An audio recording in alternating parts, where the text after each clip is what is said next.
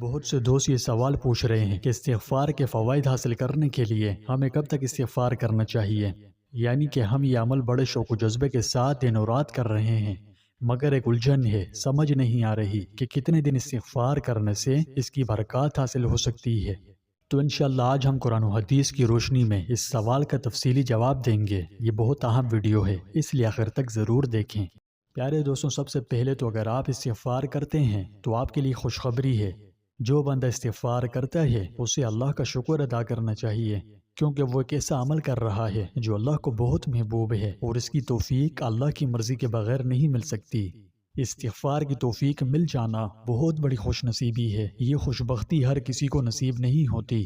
آپ نے اکثر کتنے ہی ایسے لوگ دیکھے ہوں گے جو غفلت کے سمندر میں غرق ہیں، گناہوں میں ڈوبے ہوئے ہیں، لیکن انہیں احساس تک نہیں، شب و روز غفلت میں پڑے ہوئے ہیں، مگر استغفار کی توفیق نصیب نہیں ہو رہی۔ تو کہنے کا مقصد یہ ہے کہ جو شخص استغفار کر رہا ہے اسے اللہ کا شکر ادا کرنا چاہیے کہ وہ ایک ایسا عمل کر رہا ہے جو اللہ پاک کو بڑا محبوب ہے، اور تو اور خود رسول اللہ صلی اللہ علیہ وسلم نے بھی یہ عمل کیا۔ پیارے دوستوں، یہ ایک حقیقت ہے کہ ہر انسان خطا کا پتلا ہے۔ کوئی بھی پاک باز اور پاک دامن ہونے کا دعویٰ نہیں کر سکتا۔ تمام بنی آدم سوائے انبیاء کے گناہوں، خطاؤں اور غلطیوں کا ارتکاب ممکن ہے، لیکن بہترین انسان وہ ہے جو غلطی اور گناہ کے ارتکاب کے بعد ندامت کا اظہار کر کے اپنے خالق حقیقی کے دروازے پر آ کر چند آنسو بہائے اور عاجزی سے توبہ کرے اور سچے دل سے اپنے رب سے معافی مانگے۔ یقیناً اسے انسان سب سے بہترین ہے، جیسا کہ رسول اللہ صلی اللہ علیہ وسلم نے فرمایا، آدم کا ہر بیٹا گناہگار ہے، اور گناہگاروں میں سب سے بہترین وہ ہیں جو کثرت سے توبہ و استغفار کرتے ہیں۔ صرف یہی نہیں بلکہ اللہ اپنے تائب بندے سے خوش ہو کر اسے بہت سارے فوائد و انعامات سے بھی نوازتے ہیں، جیسا کہ سورہ نوح میں فرمایا، اپنے رب سے گناہوں کی معافی مانگو، بے شک وہ بڑا بخشنے والا ہے، وہ تم پر کثرت سے بارش برسائے گا، اور تمہارے مال اور اولاد میں اضافہ کرے گا، اور تمہارے لیے باغات پیدا کرے گا اور نہریں جاری فرمائے گا۔ یہ آیت شریفہ اس بات پر روشنی ڈالتی ہے کہ استغفار صرف گناہوں کو نہیں مٹاتا، یہ بہت ساری نعمتیں حاصل کرنے کی کنجی بھی ہے۔ لیکن سوال یہ ہے کہ ہم استغفار کب تک کریں؟ تو دیکھیں اس کا جواب استغفار کے جوہر کو سمجھنے میں ہے۔ استغفار ایک وقتی عمل یا عارضی حل نہیں ہے، یہ ایک مسلسل عمل ہے، ایک طرز زندگی جو اللہ کے سامنے ہماری عاجزی کی عکاسی کرتا ہے۔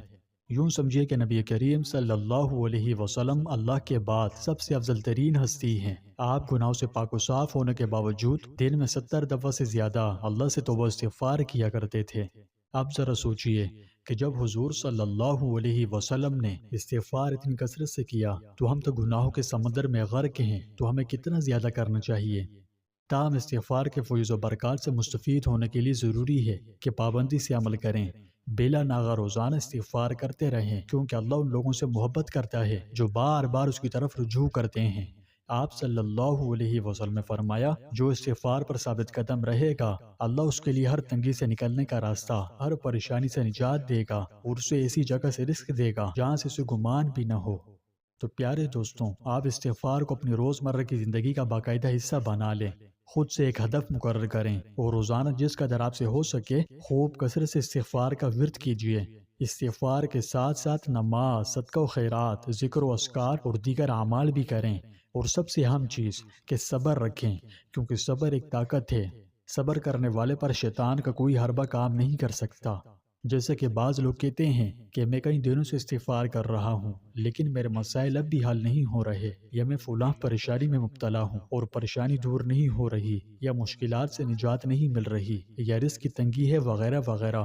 تو یاد رکھیں، اللہ ہر چیز کا جاننے والا ہے، اس سے کوئی بھی چیز مخفی نہیں۔ اگر آپ کو ایسا لگتا ہے کہ استغفار سے آپ کو مطلوبہ نتائج نہیں مل رہے، تو یاد رکھیں بعض اوقات اللہ ہمارے صبر کو آزمانے اور ایمان کی پختگی عطا فرمانے کے لیے جواب میں تاخیر کرتا ہے، تاکہ ہمیں صبر کی عادت ہو جائے۔ تو آپ اس پر اور اس کی قدرت پر مکمل بھروسہ رکھیں اور کثرت سے استغفار کرتے رہیں۔ انشاءاللہ اس کی برکات آپ کو ضرور عطا ہو کر رہیں گی، بس بھروسہ رکھیں۔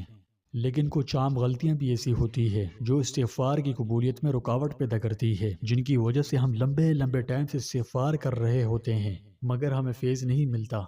تو اس کے پیچھے چند وجوہات ہوتی ہیں۔ اب وہ وجوہات کیا ہیں، تو یہ جاننے کے لیے میں آپ کو ریکمنڈ کرتا ہوں کہ آپ میری پچھلی ویڈیو ضرور دیکھیں۔ اس ویڈیو میں نے استغفار کے ساتھ کی جانے والی چند عام غلطیوں کو ہائی لائٹ کیا ہے۔ اگر آپ انہیں دیکھ لیں تو انشاءاللہ آپ کو بہت فائدہ ہوگا۔ اس ویڈیو کا لنک میں نے ڈسکرپشن میں دے دیا ہے، تو آپ اسے دیکھ لیجئے گا، ٹھیک ہے؟ تو پیارے بھائیوں اور بہنوں، استغفار امت محمدیہ کے لیے اللہ کی طرف سے ایک تحفہ ہے۔ یہ ایک ایسا انمول تحفہ ہے جو ہم سے پہلے کبھی کسی امت کو نصیب نہیں ہوا۔ یہ ہماری بہت بڑی خوش نصیبی ہے کہ اللہ نے اپنے محبوب علیہ السلام کی طفیل ہمیں توبہ و استغفار کا انمول تحفہ نصیب کیا۔ اس کی جتنی قدر کی جائے کم ہے۔ یہ نہ صرف گناہوں کو مٹاتا ہے بلکہ ہماری زندگیوں میں بے شمار برکات بھی لاتا ہے، لیکن اس کے لیے ایک شرط ہے کہ عمل مستقل مزاجی، خلوص، صبر اور کثرت سے کیا جائے۔ پیارے دوستوں، آج بھی میں آپ کے لیے ایک چیلنج لے کر آیا ہوں۔ چیلنج بڑا آسان ہے، بس اس ویڈیو کے کامنٹ میں آپ نے صرف اتنا لکھنا ہے: یا اللہ میری توبہ، یا اللہ میری توبہ، یا اللہ میری توبہ۔ اور ہاں میرے دوست، توبہ اپنے سے پہلے گناہوں کو مٹا دیتی ہے، تو اس لیے جب آپ توبہ استغفار کے بعد اپنے لیے دعا مانگیں تو مجھے اور میرے والدین کو بھی اپنی دعاؤں میں یاد رکھیے گا۔ اللہ آپ کو، مجھے اور تمام مسلمانوں کو ڈھیروں خوشیاں عطا فرمائے اور استغفار کے تمام فیض و برکات نصیب فرمائے۔